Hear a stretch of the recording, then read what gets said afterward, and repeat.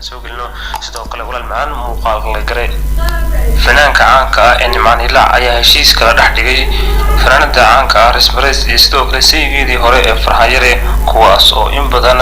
baraha bulshada wayadii ugu dambeysay ay xurguftoodu ay muuqatay sidoo kalena ay haayeen lamaanayaal aad isku jeclaa laakiin se markii dambe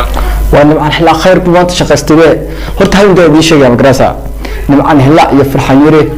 iskaga dhaway fanaaniinta kale anigu midaas waa idin hubaa haddii aad Farxaan Yare heesteeda ugu soo shaabaxay hatta magaciisi wan ilaabe mahadnaqa u badan qofkii koowaad u mahadnaqay wuxuu ahaa Nimcaan Hilaac sidoo kale fanaanka la Farxaan Yare saan jecelahay ninka finkiisa meel gaarsiiyay waa isaga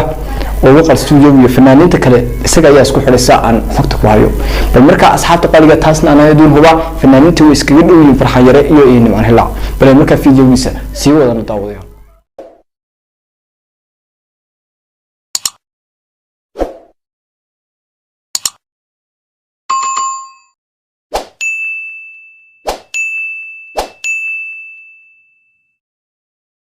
السلام عليكم ورحمة الله وبركاته أصحابتي شرفت بدن لو ورين هرت واحد كسلامي سلامة الإسلام السلام عليكم وحنا تشيني داود يال أو أنا ما تقدين ودا ورقات وفرحت بدن ودي يوتيوبر أيو channel كيسة واحد وسوق جديد إن أي سكون نقدان Farxaan Yare iyo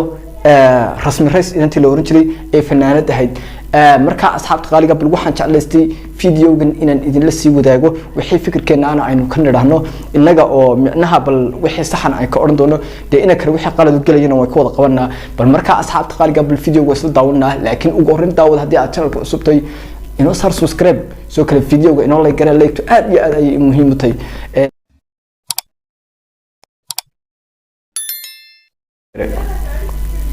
odayaal meel kasta aad dunida tacalada ka joogtaan halkani waa Hobaan Media fadlan taabo calaamada subscribe-ta si ay ku soo gaaro Hobaan Media brother waa ku salaamay saaxiib like iyo subscribe baa naga haysaa labadiiba ku siisaa like labadiiba brother ku saarnay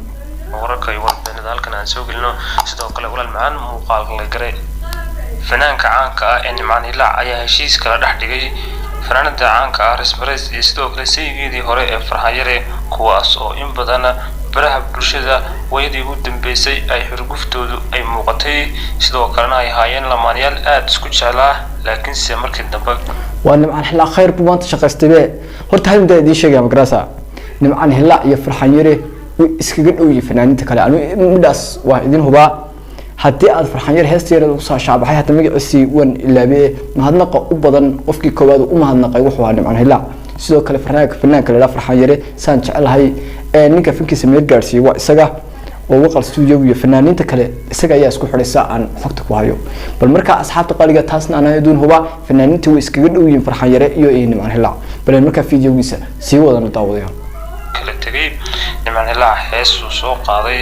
sidoo kalena ah hees gabihaanba ka hadlaysa kuna nimaan arag heestaasi bal isaga ina tusi doona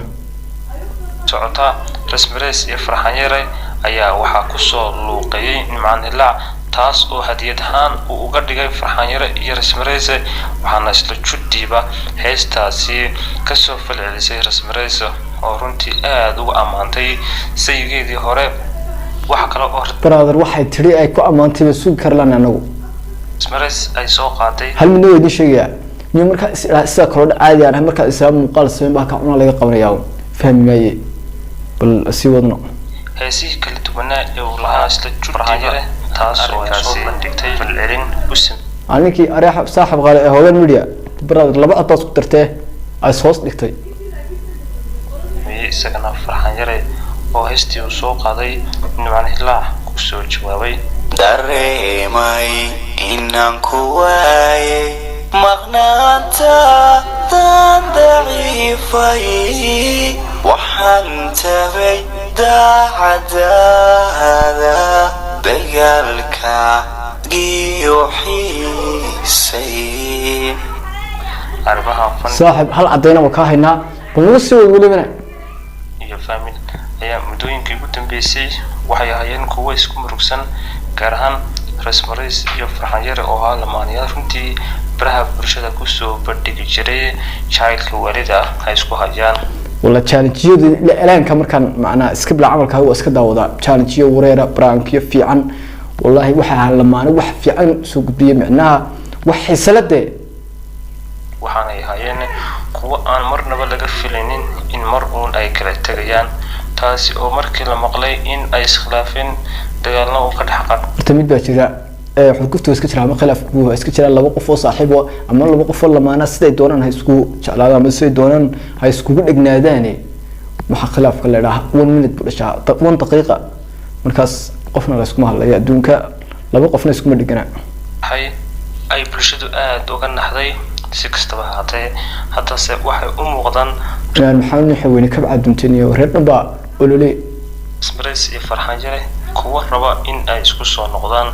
dadkuna ay si fiican u soo dhaweeyeen kuna tilmaameen in mar uun ay jeclaan lahaayeen dadka soo dhaweeyay wali ma arag dadka soo dhaweeyay in jacaylkii quruxda badnaa ay isku hayaan in dib ay u yeelaan sidoo kalena ay dib u soo celiyaan maadaama taageerayaasha ay kala leeyihiin asxaabta qaaliga bal hadii muuqaalka intaas kaga nimaadno muuqaalka waxa ku jira channelka la yiraahdo Hoban Media Production marka video-ga dhameysana wad ka soo daawan doontaan aniga waxaan idin soo gudbiyay macnaha intii aan lahaa waa sax ama intii nuxurkii warkiisa idin soo gudbiyay haddii ay fikirkeena raacsano macquul lama noqon kartaa macquul lama noqon karto mar haddii aan finaanka nimcaan helaa page Instagram-ka ama page Facebook-ga aan soo dhigin ama aan ka soo hadlin aan oran qoyska ana heshiisiyay ama aan dhihin wax u dhow aan oran in soo hoos loo dhameyn karo horta man arag soo kale rasmi raystana page-keeda soo kale inta la rasmi raysna page-keeda kuma xidhni laakiin dadka ku xiran way arki karaan hadii ay wax ka jiraan bal insha Allah khayrna u rajeynaa ana markaas horta waxaan ku faraxsanahay isku soo noqodkooda reer dhisankooda markaas aan ku faraxsanahay bal marka asxaabta qaaliga wixii ka soo gudboonaadana waan idin la soo socodsiin doonaa bal marka daawad hadii aad channel ku soo cusubtay noo subscribe soo kale video-ga inoo si lay gare in kala daawad waxaan kaaga tagayaa